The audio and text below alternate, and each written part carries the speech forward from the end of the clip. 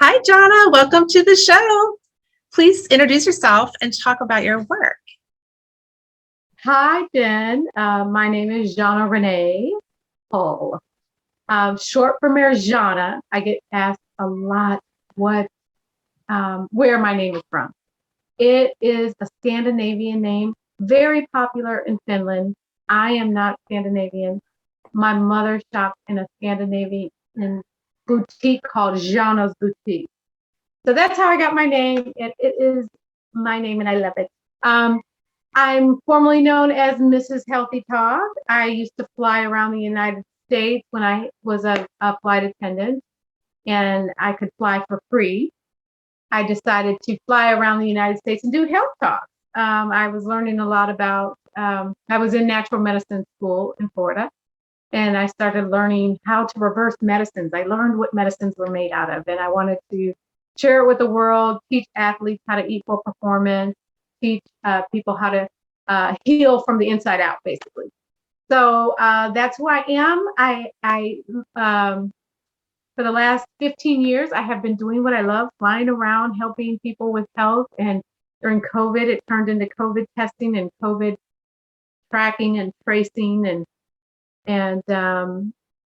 it's been a whirlwind, health in the United States. But I believe that I can make a difference, and we can make a difference. So that's who I am and why I'm here. So, and thank you for having me. Okay. That's incredible. How busy you were during the pandemic. I love that. Um, I would love to have you share your story and tell our listeners how you came to pursue nutrition and healthy eating. Like, how did that become your passion? Or Well, I was retired from real estate, mortgage and real estate. I had raised my kids with the real estate with my ex former husband, and we raised our kids in real estate. And I decided always liked flying, so I went back to being a flight attendant, and I worked for sports teams. Um, and I was disenchanted with the real estate industry, so I used flying to relax my mind, just relax. Travel is my vice. Everybody has one. Mine is travel. I was traveling, working for sports teams, the NBA, NHL, and NBL. And I was a flight attendant that worked the middle of the aircraft that served the athletes their pregame meals. And so I was treating the athlete. Steve Nash worked for the Phoenix Suns at that time, and he had a back condition called spondylolisthesis. And we had to treat his back with special teas and herbs and special foods. A lot of high foods and high omega fish, raw fish as well. And I knew how he was going to perform based off of what we fed him. And I knew how good the teams were going to play based off of the pre-game meals that the nutritionist ordered or did not order. If we were out of certain foods, like if we were out of arugula, that was a big deal. And so arugula is one of, high in folic acid, one of the amino acids that our body needs to lessen joint pain. And athletes really need a lot of folic acid. So I just learned the importance of food. I flew for also millionaires and movie stars, and they ate differently, I noticed. And so I knew there was something to this health thing. And that's when I got interested in health. And I continued to fly, but I that's when I got into natural medicine, and I went enrolled into a natural medicine school. I was headed to be a naturopathic practitioner. I wanted to be a naturopathic practitioner.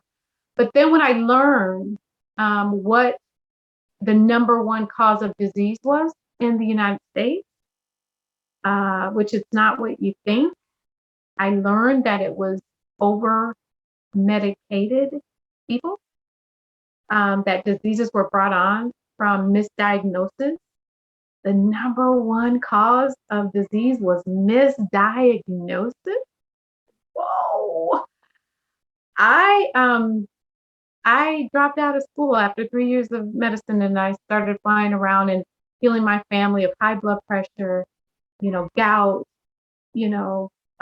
just all sort of autoimmune disease, right?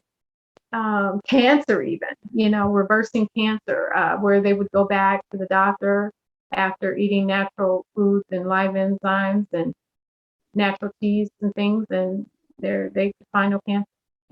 So yeah, that's how I got interested in health, and yeah. So, and one interesting thing about I was always I got certified in sports nutrition when I was flying years ago. But the reason why I went to natural medicine is because, like I said, I wanted to learn what medicine was made from, and I wanted to reverse the medicine into the herb and get people into more natural forms of medicine. But I guess a year before COVID hit in 2018, I dropped out of natural medicine and entered into ASU, Arizona State University, to study genetics because I wanted to learn how to cure diseases from a genetic standpoint. I knew about medicine, but I didn't understand how that correlated with the gene expression and genetic diseases. So I began to study genes, and I realized that everyone's genes were different. And some people had excessive genes, and some people had recessive genes and absent genes. And so when I would give a diet to someone and they wouldn't heal based off of that recessive gene, that's when I began to study the cell itself, the human cell, and how to change the expression of the human cell versus how to cure diseases, if that makes sense, right? I hope that wasn't too. I'm a No, talker. it's fascinating how people come to their life work through such different, channels and the influences that you had around you that just made you start asking questions and kind of seeing things differently or wondering why things were different. So I love that story. That's so interesting. And to take it even a step further, when I learned, right when COVID hit, I was studying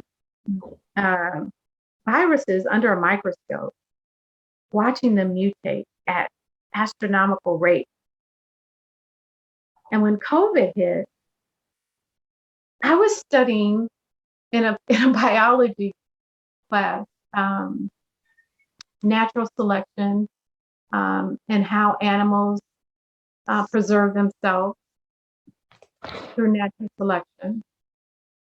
And I started studying the wet meat market in Wuhan, China, and all over the world because I was interested in viruses. I was interested in how they started and that the majority of them come from the bat.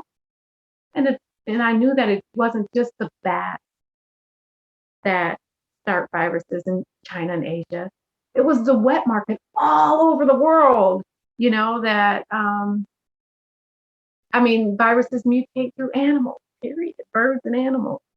And so I understood quickly how COVID spread so quickly through the pangolin, which is the most heavily trafficked animal in the world, not just in China, but in the world.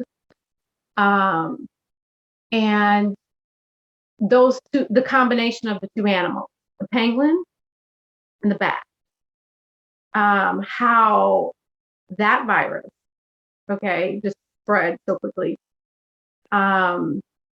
The pangolin, through natural selection, to preserve its species, started right before COVID, the SARS-2 and COVID, the bat viruses merged. It started getting COVID. The pangolin was getting COVID. instead of drawing up in a ball like it normally did when its predator comes at it to preserve itself, it started through natural selection. At one time, all over the world, all the penguins started spraying its predator. So you take a COVID virus and a SARS-2 virus that penguins carry, put it together. At one time, through natural selection, penguins start spraying their predators all over the world with SARS-2 COVID or COVID SARS-2. That one person goes out and contacts at least eight people that day, right? All over the world at one time, not just in China. Because we have penguins all over the world, right? And how they communicate at one time all over the world, I will never understand, but I was studying it at ASU at the time that it happened. So when people say COVID's a hoax or it's not real, it's very real. It's the first real spiky virus that we saw in our lifetime. And because of my knowledge of that, I dropped out of school real fast because we were locked down, right? But I didn't want to stay home and let this happen. I wanted to do something. So that's when I bought a truck and a trailer and I drove to California, and in Dodger Stadium, the largest testing site in the world at the time. I was a safety officer, and we were doing COVID testing like 8,000 people a day, some weird number like that. Yeah, we were the only ones doing it at the time. So yeah, that's It's so wild. I was living in Los Angeles at that time, but I didn't meet you until we both landed here on Maui.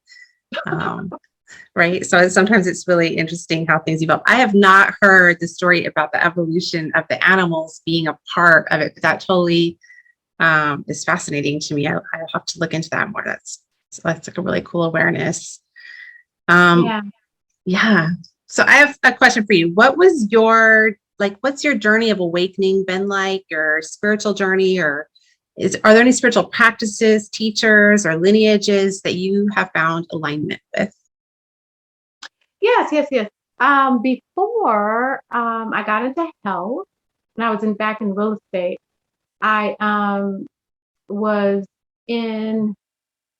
to school to be a minister, and I went to Oral Roberts University and got ordained as a charismatic minister. Imagine that. I got a diploma, not ordained. I got a diploma in charismatic ministry. How I ended up doing that was I thought that I didn't grow up in the church, so I didn't know anything about church. I didn't even know if God was real, actually, and I was questioning if God was real when I found a higher power, and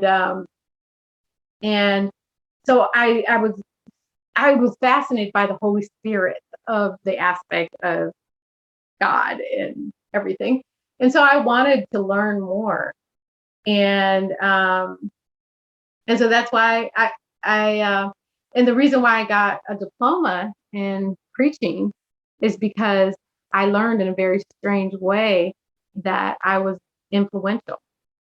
I didn't know I was a motivational speaker, or I never thought of myself. I didn't know what my gifts and talents were, right?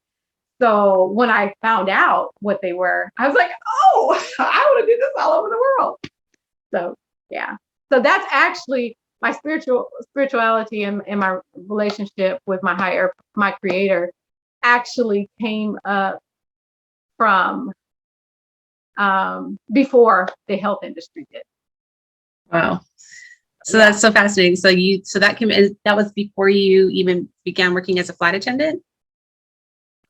Or was it kind of at the same time? Yeah. Yes, no, it was before I was a flight attendant. Absolutely. Yeah, because I heard you say like I want to do this all over the world, and then next, you're a flight attendant, and then you're exposed to this community that's really focused on health for athletes. That's so interesting. Yes, yes. I how I realized actually that I was supposed to motivate people, and that I was a motivational speaker, whether I wanted to be or not, um, was I went to a hotel room and I didn't eat any food. All I did was drink water for 3 days. And I told my creator, I said, God, I'm not leaving this room until you tell me what I'm here for. I want to know my purpose, my function in this world. I was always pulled a lot of different ways, you know, in my life. I got 4 kids, 7 grandchildren. um, so I just wanted to know. And I was woke up in the middle of the night. This is so strange. And I hope people don't think I'm weird, but I woke up with a voice in my head and it woke me up. I mean, I sat straight up out of bed. I was, who's in my room? And I heard the word exhortation. And I didn't know what that word meant. I was like, exhortation, what? And I heard it 3 times. Wait, say the word again. What is it? Exhortation. Exportation? Exportation. Exhortation. Export. Spell it. Exhort. Exhort. Oh, exhortation. Exhortation. Yes. That is okay. It's not a word we use very often. Exhortation. I got you. Not. Yeah, right? It's not a Right. word. I was like, what is that? It's not a word that we use. And so that's why I was surprised in what that, why that word was in my ear 3 times very loudly, right? And I was like, I literally woke up and started looking around my room because it was so loud. So the next thing I did is I was like, what is that? So I grabbed, I didn't even have a Bible. So I was in a hotel. So I looked in the drawer and there was a Bible. I started looking for the word exhortation. And it was in Romans chapter 12. I remember that. And it was, Paul was exhorting. There were, it said the body of Christ is there's many functions. Right. And one of them was exhortation. I was like, oh, I got one. I got a position. Yeah, I was so happy. I was like, yeah, I'm called to do something. I don't know what it is. I'm going to find out. And so I just really studied and basically it brought me back to everything that has ever happened to me in my life. I motivate people. The way I motivate people and exhort them is with my own passion. Whatever I'm passionate about, people are passionate about. And I was like, wow, so this is my purpose, to motivate others, and to encourage others. And once I knew that, once you know your purpose, it doesn't matter where you work, where you live, who you're with, Right. Once you know your purpose in life, you just do it. Yeah, I feel that way too. Right. Yeah. So that's when you first knew you had the gift for speaking and community organizing. And you did a lot of that. They used to call you Mrs. Healthy Talk, right? Right. Yeah. And so when did you first realize that you could motivate people in a meaningful way? And like what rewards have come from you just embracing that's your gift? Well,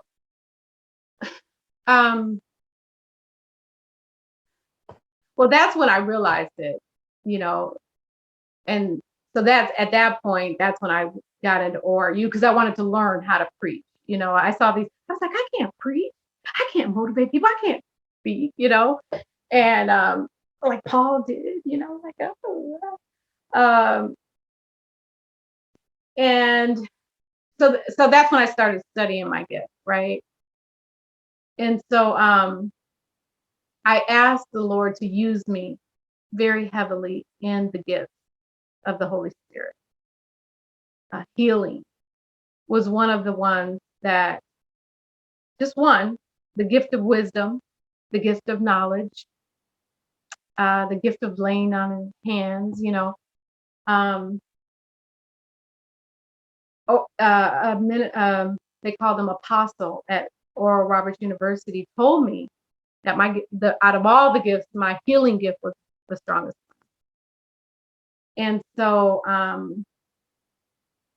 yeah, that's when I realized that the rewards that I get, I think the most is I can I can feel other people's pain, but I can't feel my own pain. Like, it's very hard to describe. When I get into my gift, I can heal people, and then my own pain disappears, if that makes sense, right? So that's the reward that I get. It's like a boomerang. When I heal others, it boomerangs back, and my healing happens just like out of nowhere, I have And heard this so, from many, many healers, many people with gifts like this, psychics. They always get something out of the experience for themselves or some learning for themselves. right. And that's and I can see from an out of body experience because I tap into the spirit. And so it's like I'm looking at things from an aerial view. And that's nice. When you can see things before they happen, that's cool. I don't know how else to describe it. That's just a cool gift, you know. I would have Um, to agree. That is cool. when you can just see things, um, before they happen. And I think the awakening, though, that I have got to answer your earlier question, um, since I've been to Maui, I've gotten a real big awakening. Um, and I think everyone has since the mandates have lifted. Um, for one, what this world has gone through in the last 2 years, right, has been so traumatizing. I think it has caused everyone to look inward and not so much outward. Um, and I think we're so much more forgiving as a world, accepting. We're not as judgmental. Is what I see, and people are really starting to see the that we're all different, all of us. We're all so different, and there's got to be a creator other than ourselves. We didn't create ourselves. You know what I'm saying? We didn't think ourselves up. And we're not all self-made. We're not all I did this and I did this alone. We realize we have an interdependence on each other, whether we like it or not. You can't survive without me, and I can't survive without you. And we're starting to get that even internationally. The United States is seeing we're not just this big standalone, country anymore. We are dependent on our neighbors, just like they are dependent on us, you know. And so that's the awakening that I've gotten here in Maui that yes, this may be paradise in terms of climate and land. Very beautiful here. Um, but there is a interdependence that goes on here that is unmatched anywhere that else I've ever seen in the world. Um, New York is one thing, Maui's another. I think that's true. That is true. Nothing like highlighting how connected and how much we need each other than putting a bunch of people from very different backgrounds on one small island, right? Right, right. And I feel like New York and Maui are like this, right? Right. And Islands. you go to New York and you're going to see every different nationality, and you go to Maui, you're going to see every different nationality, and that yeah. So that's what I see here. Yeah, people are very dependent on each other. Amazing. So that brings me to a good question. I know you're about to open the Latte Spot here on Maui.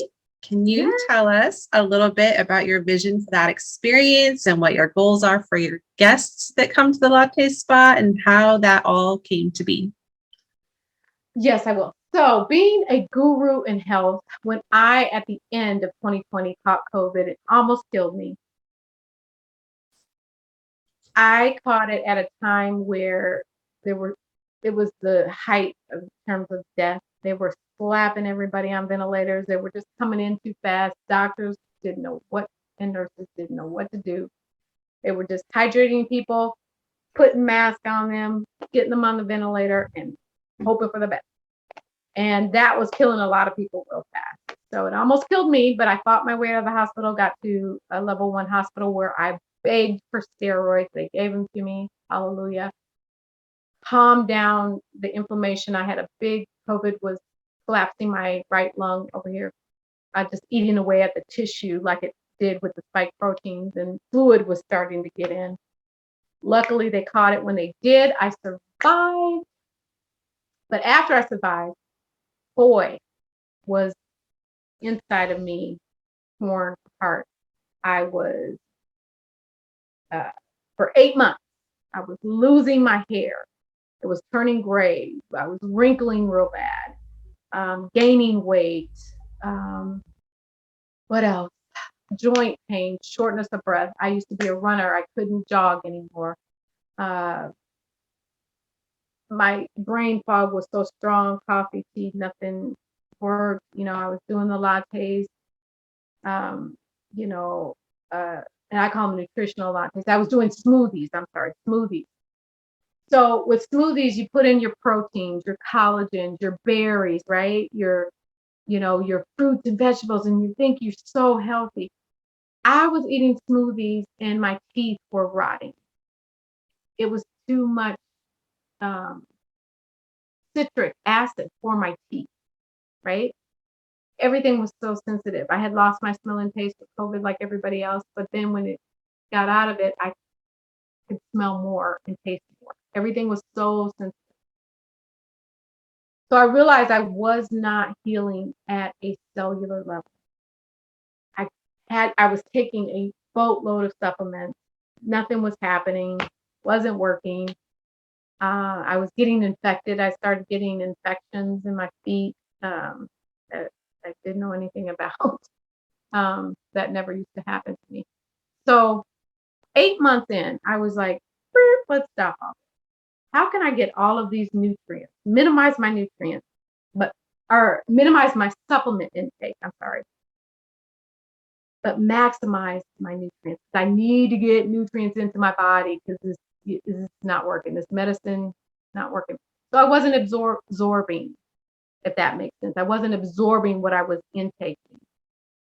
I started making tea lattes, right? Because I wanted the herbal teas, wanted the plant-based milk.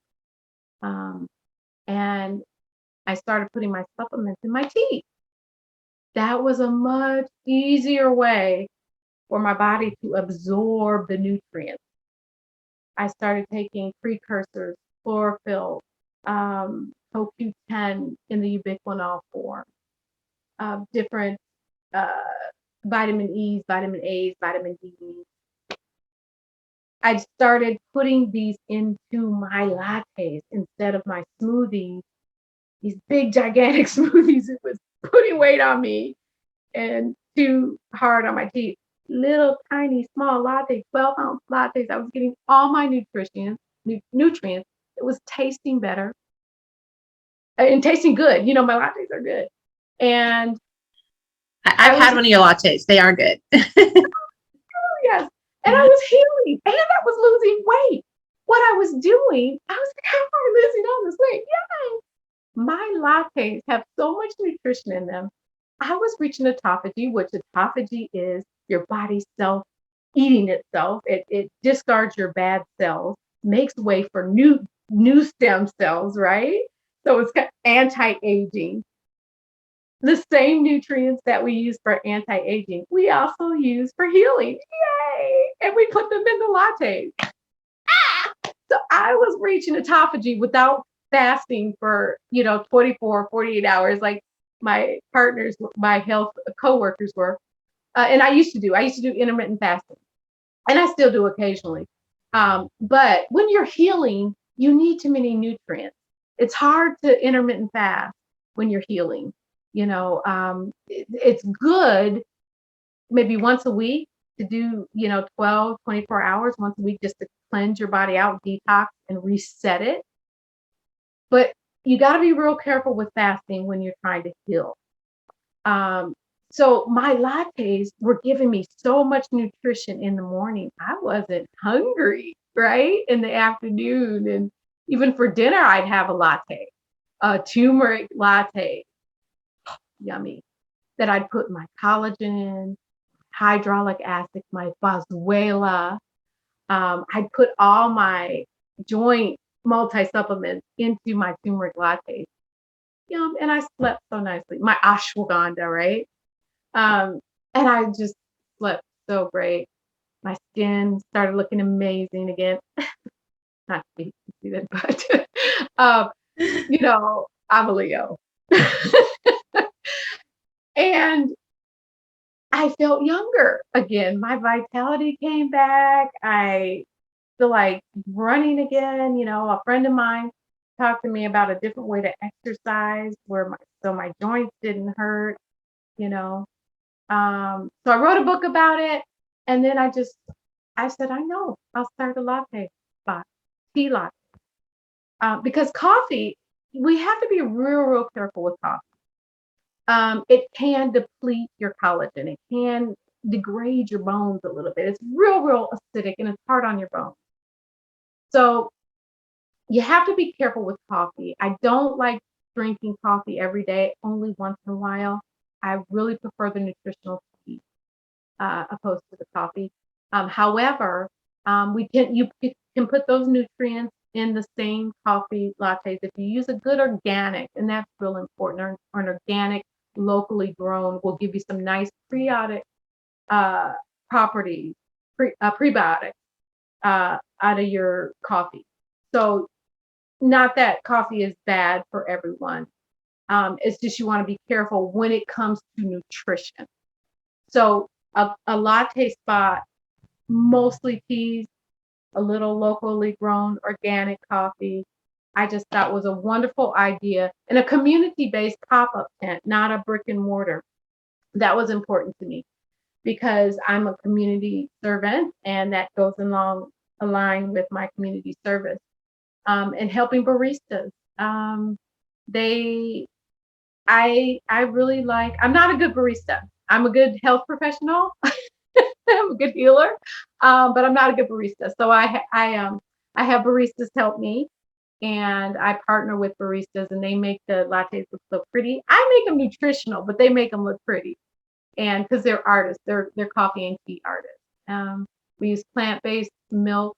We also use planet-based milk, friendly, eco-friendly camel's milk and goat's milk for the people that understand that camel's milk is supposed to be the mother's milk. The properties in the camel's milk and the goat's milk, it has the amino acids are just real good collagen for your bones and really help with the neurons in your brain, and just a lot of medicinal properties. And I'm not passing out medicine. I'm just trying to, with my latte spots, and build community love. I also locally source, not just here in Maui, but wherever I'll be setting the latte spot up next.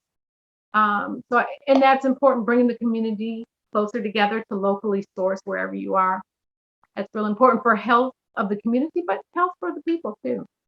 Also, like things like you use local honey, that's real important. You get the probiotics from the land that you live on. Local water, that's real important. The minerals from the land that you live on. So the Latte Spot is just an extension of health to the community. I love it. I cannot wait for your spot to open here on Maui. I know you're going to be in a couple different locations, and so that's super exciting. I think being able to choose what tea and what additives and which kind of plant-based or alternative milk will be. Well, I can't wait to figure out what's my favorite nutritional tea latte. I don't know yet. And I don't think you have to know. I think it's important to try different lattes and different teas and don't get stuck on one tea, because guess what? Your body needs different nutrients every single day. You don't need to get, people are either healthy or sick based off of what they do every day. You're not sick if you don't have joint pain from what you do every once in a while. You have joint pain because you're doing something every day. You're drinking or eating something every day that doesn't line up with your biological body, right? Mm-hmm. So if you try a tea and you like it, that's good. But don't drink it every day. Find another tea that you like, People who say, oh, I've been drinking black Earl, or black tea all my life. I think to myself, don't you think your body wants something different? That's good that you like your black tea, but in a scripture, it says, heal the nation with the leaves. And think about how many different leaves are there in this world that we could be tasting and using to heal our bodies and make our bodies feel good, right? If we just get stuck to one tea that we like, or one coffee that we like. So I think it's very important to drink. I try to drink a different, like I love jasmine. I love jasmine with my organic soy milk and my local honey. I love it. I could drink it every single day. And I feel like jasmine tea makes my skin amazing. That's the other thing. But yeah, I got to try different teas. I got to get out there. Me and my jasmine have to part every once in a while. I love it. I know you mentioned that or I don't know if you did mention it, but I know you've told me and I've read it. You've authored a book called My Health Journal. And can you share a little bit about that work and what inspired that book specifically?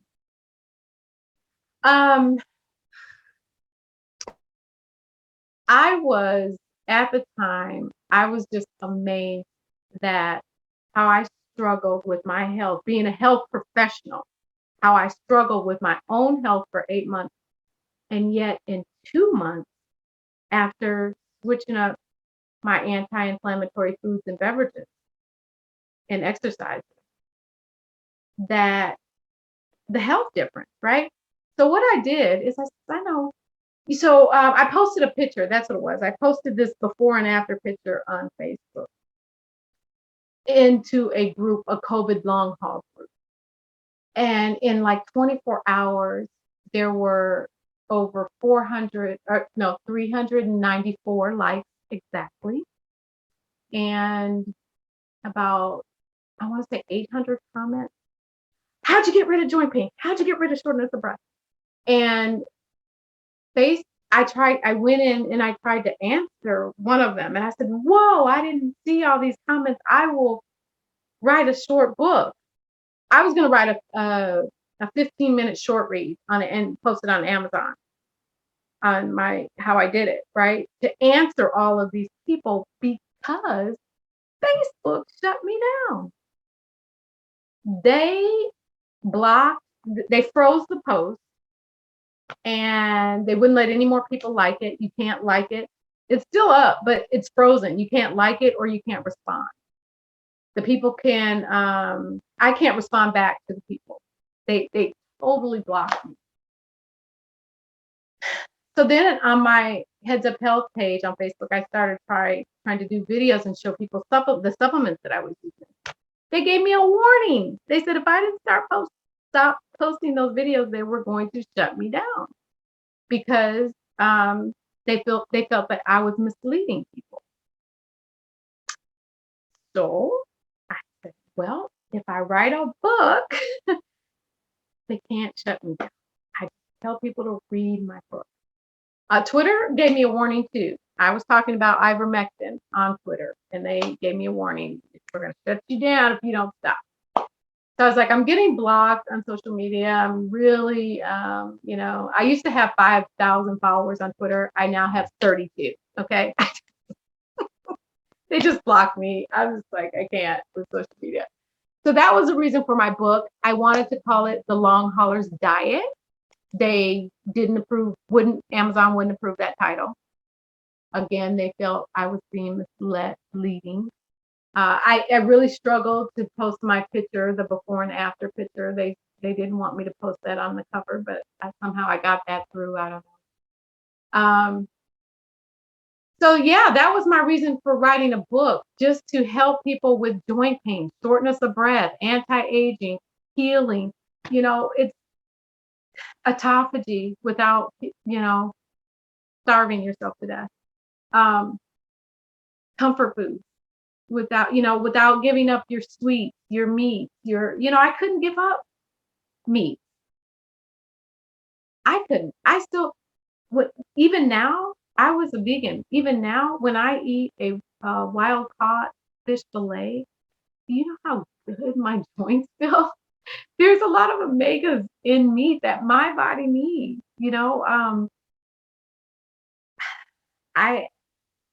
I do believe that we could do cheeses in a plant-based way that tastes better than regular cheese. I will sell grilled cheese sandwiches in my Latte Spot. I love showing people how to do keto and vegan at the same time. Boo.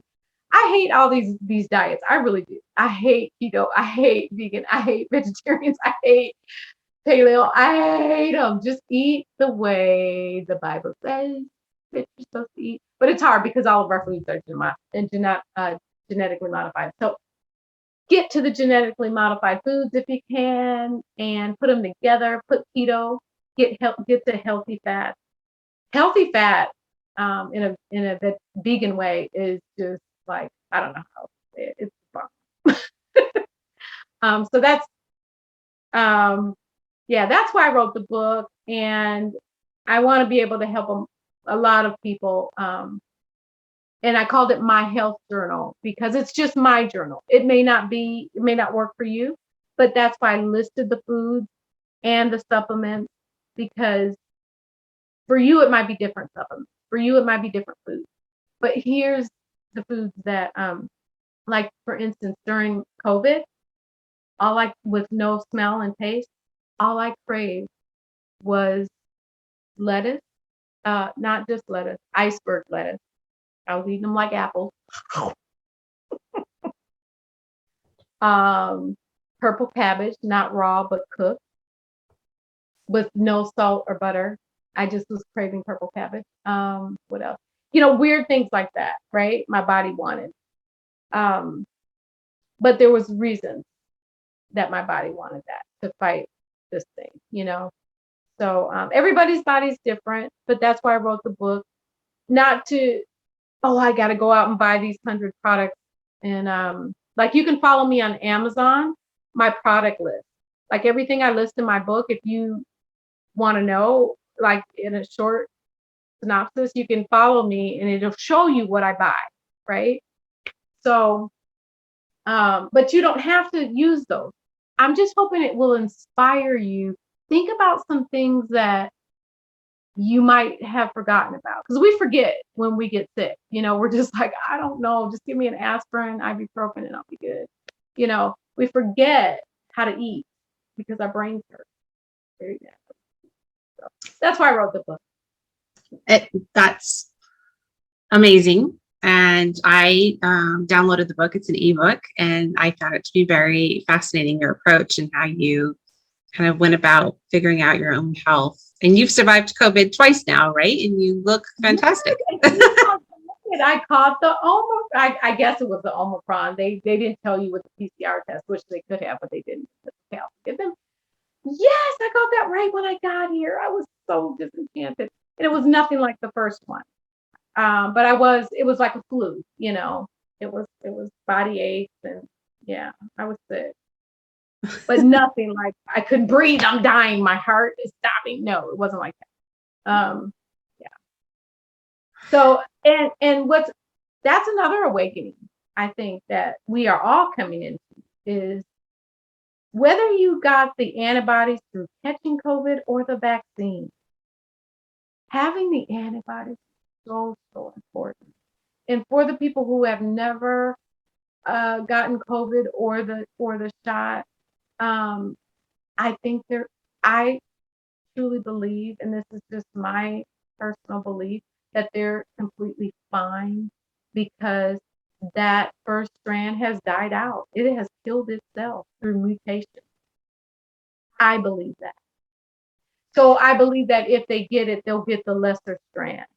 Yeah. I think we're all hoping that it just is mutating to be less deadly. Well, viruses typically do that. They don't mutate to wipe us out. They mutate to help us live. Viruses, but in history, when they mutate, they get weaker. The COVID SARS-2 mutation was the first deadly or the deadliest one we've ever seen in our lives because of the spike protein. But each time it mutates, it gets weaker and weaker and weaker. And that's what viruses typically do. That's very typical of viruses. Yeah. Yeah. So what's coming into your field of awareness right now as we enter 2022, kind of almost end of the first quarter of 2022, actually? What are you feeling is in the ether right now? Kind of where are we at now? Like for you, just kind of what's, I don't know, popping in for you? I just feel, I feel like I'm just waking up. Like really, like I just woke up and I want to go outside. I really, really do. I feel like I was in a bad dream the last 2 years. And 2022 is just a year of reuniting, reconnecting. It's just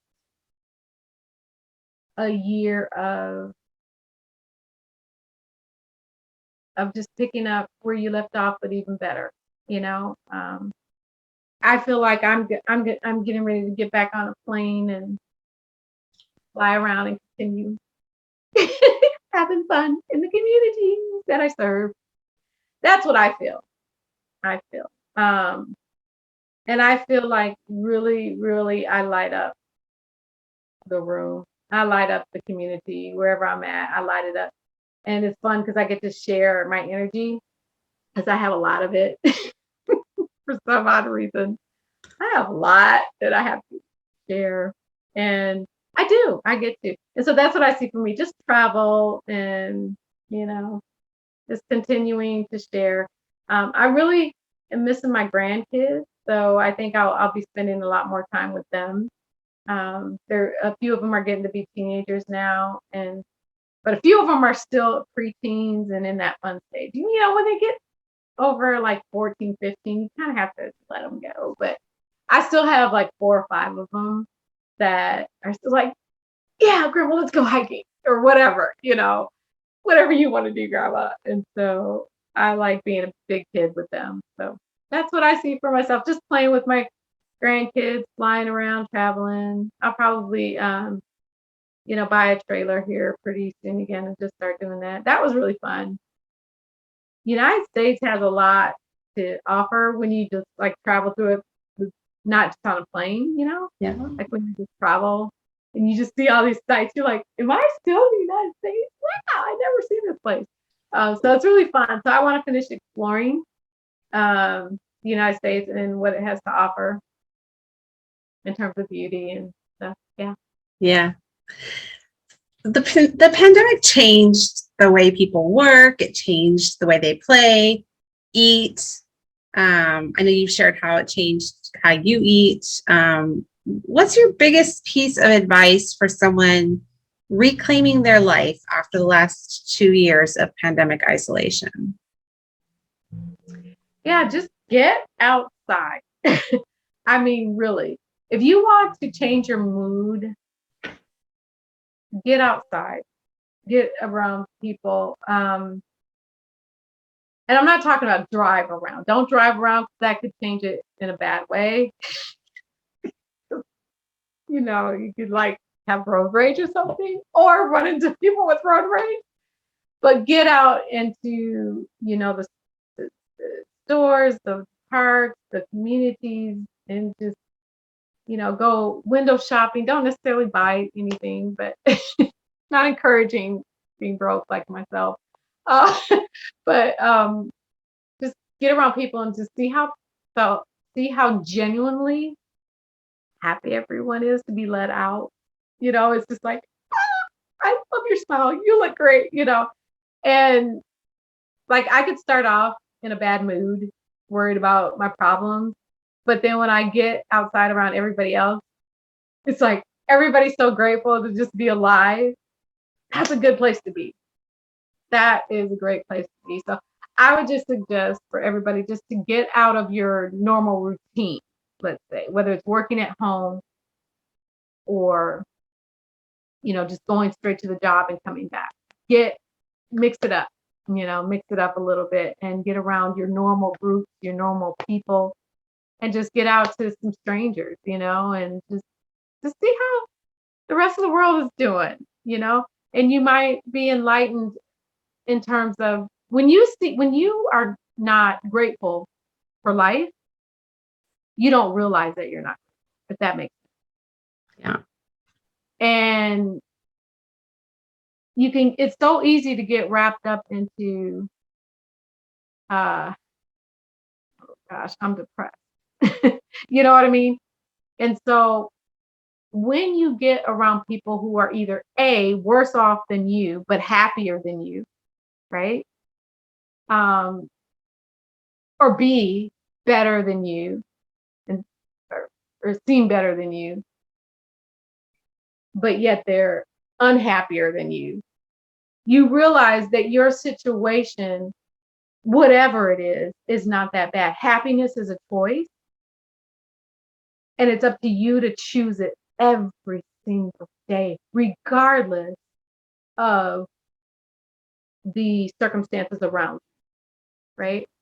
So remembering that happiness is a choice is easier to do when you get out of the house and get out of your everyday routine, right? It's kind of hard to do if you stay in the house and talk to the same people every day. Yeah. I think one thing we learned with the pandemic is that everything can change, right? So I like that idea of choosing change here and there and keeping in a place of gratitude. I think we've all learned to be a little bit more grateful for many things. And that's it. Putting yourself in a place of gratitude. I used to try to do it when I used to fly around, because I always felt so grateful. Like I'm so grateful to just be able to do this. But yet I wasn't really grateful. I was just like taking it for granted. But to get into a grateful state, I used to write down at the end of the night 5 things that I was grateful for, just to make me think about it. And oftentimes I'd fall asleep because I couldn't do it. But that was a good way to fall asleep. But yeah, now, you got to remember to get yourself back into a grateful state. Yeah. And I love that. I like even writing down the things that are hard, writing down what I can be grateful about those things, right? Right. Finding color radical gratitude, but sometimes it really shifts things when you can do that too as a practice. Well, Jaana, thank you for coming on the show today. I would love everyone to know where they can find you. And I know they can find you in many places. So let us know where we can learn more about the Latte Spot, your book, how to engage with you as a speaker when you're traveling. Yeah, and I think the easiest way to get to me or to follow me or to get to my book or to get to my event or to schedule for a consultation, because I will do a one-on-one consultation with anyone, is to simply go to your phone, go to your search bar, whatever it is. If you spell my name correctly, you usually find me. But I've partnered with Woo Woo Wellness here in Maui, right? So for our listeners today, you guys know how to find Woo Woo Health, but now you can put in your search bar Woo Woo Health Wellness. Ooh, I'm sorry, yeah. Woo Woo Wellness, not health, wellness. And then slash Jaana Hull, right? Yeah. So JAA, two A's, one N, JAANA, Hull, HULL, like a hull of a walnut. And that will put you to my page, and then you can click on it, click on my book, click on schedule an appointment with me. I also do health talk. So yeah, that's probably the easiest way to follow me. I do post things on social media, but because I'm blocked so much, if you follow me on social media, it's just going to be generic stuff that I post. I don't know. And but the best way is just to schedule an appointment with me if you really need like one-on-one, because I believe health is personal, wellness is personal. And if you get a consultation with me, we can get to your personal issues, not just what eating right is. Pono. I learned something. That's another thing. Pono eating or right eating. Oh, my Pono purple potato pies. Oh my goodness. I'll be serving those from a local person who makes those at the Latte Spot. Right eating for everyone is different. And so that's the nicest thing about meeting with me is we kind of pin down what your personal needs are or what you could switch up in your eating plan or health plan to get the quickest results.